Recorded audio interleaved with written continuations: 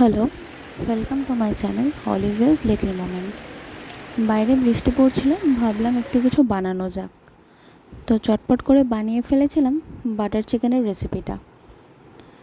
প্রথমে টক দই, লঙ্কার গুঁড়ো, আদা বাটা, জিরে গুঁড়ো, ধনে গুঁড়ো, হলুদ, নুন ভালো করে একটা মিক্সচার তৈরি করে সেখানে চিকেনগুলো ম্যারিনেশনের জন্য দিয়ে দিয়েছিলাম।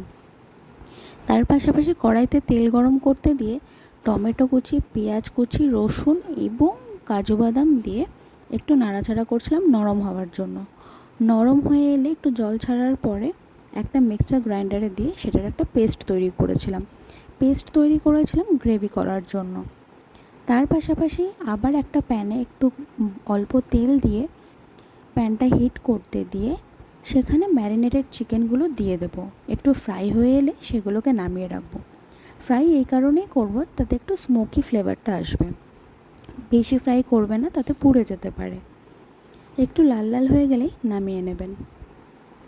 তারপরে কড়াইতে আবার তেল দিয়ে একটু বাটার দিয়ে যে পেস্টটা তৈরি করে রেখেছিলাম সেই পেস্টটা দিয়ে ভালো করে নাড়াচাড়া করে নিয়েছিলাম।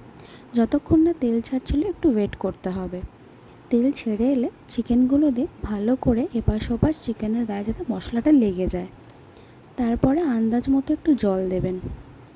একটা জিনিস মিস করে গেছি, সেটা হচ্ছে প্রথমে আমি গোটা গরম মশলা দিয়ে দিয়েছিলাম, লবঙ্গ, দারচিনি, গোটা গোলমরিচ। মশলাটা তেল ছাড়তে ছাড়তে চিনি, নুন আন্দাজ মতো দেবেন। সেটা হয়ে গেলে চিকেনগুলো দিয়ে, যেটা বলছিলাম, ভালো করে এপাশ ওপাশ মশলাটা যাতে মিশে যায়। তারপরে গরম গরম সার্ভ করুন। তার আগে বাটার আর কোরিয়ান্ডার দিয়ে গার্নিশিং করুন। আর কেমন লাগলো রেসিপিটা সেটা অবশ্যই জানাতে ভুলবেন না যেন। And like, share and subscribe কিন্তু মাস্ট। ধন্যবাদ।